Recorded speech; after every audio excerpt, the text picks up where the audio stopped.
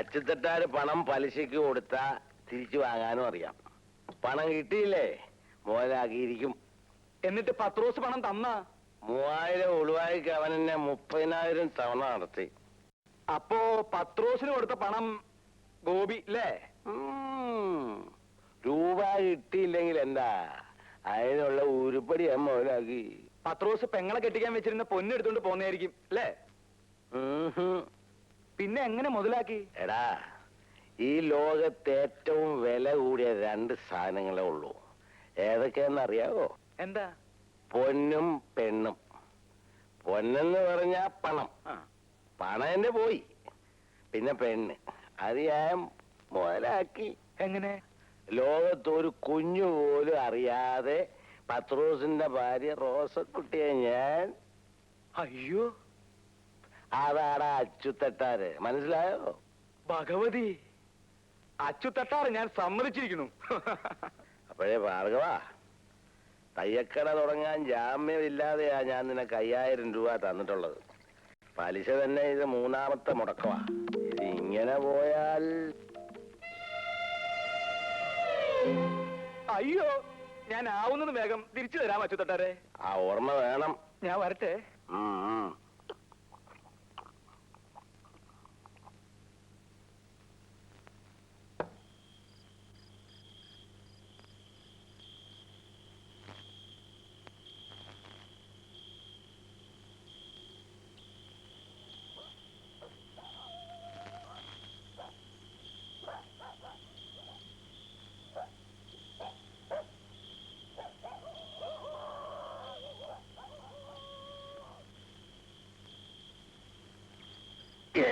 അങ്ങോട്ട് കണ്ടിടത്തൊക്കെ തെണ്ടി കിടന്നിട്ട് പണിയെടുക്കുന്ന സമയത്ത് ഉറങ്ങുന്നോ?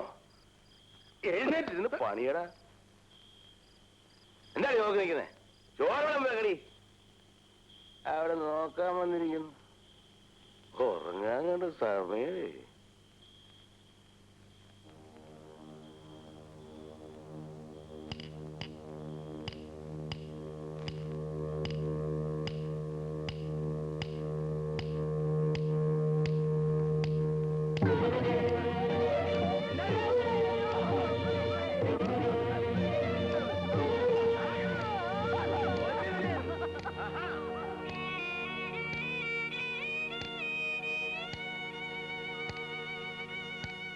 ഇവിടെ വച്ചേക്ക്.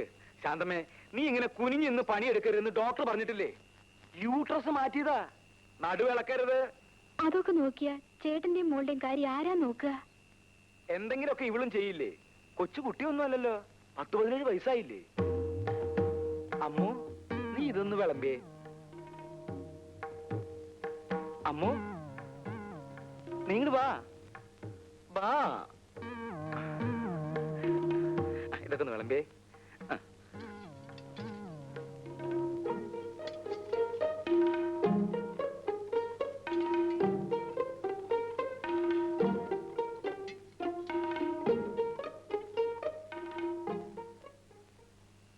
അമ്മു, നീ ഇങ്ങോട്ട് വാ, ഇത് ഇത്തിരി കൂടി ഒഴിച്ചേ.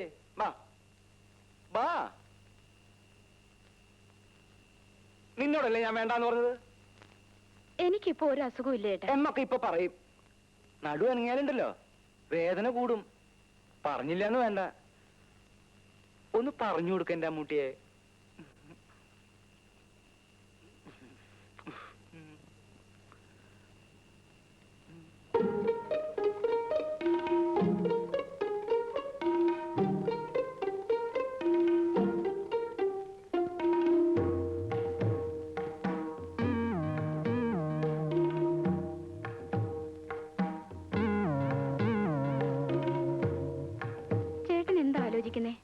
ഒന്നുമില്ല. എനിക്കറിയാം, ഇനി എനിക്ക് പ്രസവിക്കാനാവൂലല്ലോ എന്ന് ഓർത്തിട്ടല്ലേ. ഭാർഗവേട്ടന് ആൺകുട്ടിയോടാണ് ഇഷ്ടം. പക്ഷെ ഇനിയിപ്പൊ അതൊന്നും പറഞ്ഞിട്ട് കാര്യമില്ലല്ലോ. യൂട്രസ് എടുത്ത് പുല്ല് പോലെ കളഞ്ഞില്ലേ ഡോക്ടർ? അതിന്റെ വില എന്താന്ന് ഡോക്ടർക്ക് അറിയോ? അമ്മൂന് 1-2 ആലോചനയായിട്ട് ആ ബ്രോക്കർ നാരായണേട്ടൻ വന്നിരുന്നു. നാരായണ ചേട്ടനും നാരായണ ചേച്ചി വന്നിട്ട് എന്താ കാര്യം? കയ്യില് തുട്ടുണ്ടാ? കട തുടങ്ങാനേ 5000 രൂപയാ അച്ചുതട്ടാരോട് വാങ്ങിയിട്ടുള്ളത്. അതിന്റെ പലിശ പോലും 3 മുടക്കാ.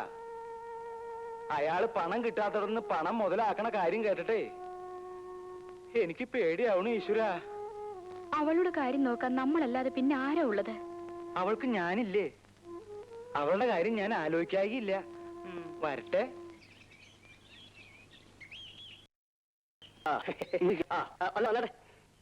ഇങ്ങോട്ട്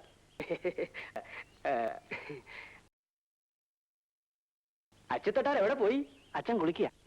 ഇത് ചെറുക്കൻ നല്ല സെറ്റപ്പാ. ഞാനിപ്പ ചേച്ചി അവര് വന്നിട്ടുണ്ട്. ചേച്ചി കുറച്ച് കാപ്പി ഇട്. പിന്നെ ചെറുക്കനെ കാണാൻ നല്ല ഭംഗിയാ. എന്റെ ഭഗവതി, ഇതെങ്കിലും ഒന്ന് നടന്നാ മതിയായിരുന്നു. പെണ്ണിന്റെ ഇളയതാ. എന്ത് ചെയ്യുന്നു? പിന്നെ ഞാനിവിടെ തട്ടാരുടെ കൂടെ ഇരുന്ന് പണിയാ. അതെ, പിന്നെ ഇവർക്ക് അടുത്ത വണ്ടിക്ക് ടൗണിലേക്ക് പോകാനുള്ള സെറ്റപ്പിലാ. കുറെ ദൂരം പോകാനുള്ളതല്ലേ. അച്ഛനെ വിളിക്ക്. അച്ഛൻ ഇപ്പൊ വരും.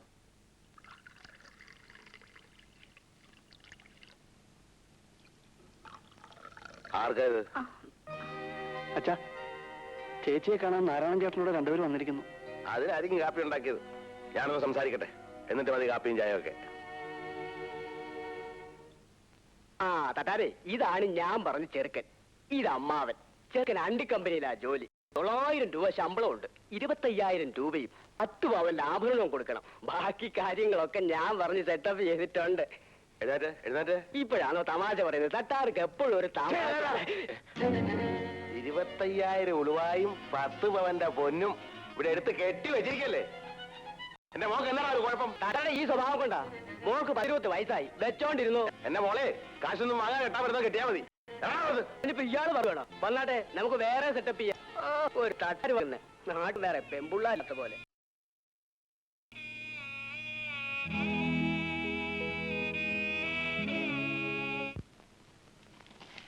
അയ്യോ, അവൾക്ക് ആശയല്ലോ.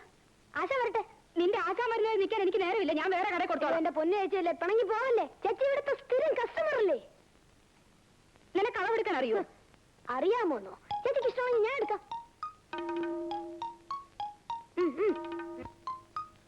ഈശ്വര, ഇവനും അളവെടുപ്പ് തുടങ്ങിയോ? ബ്ലൗസ് തയ്ക്കുന്നുണ്ട്, അരവണ്ണം എടുക്കുന്നത്. നിന്നെ ഞാൻ ഇന്ന് കൊല്ലുടാ.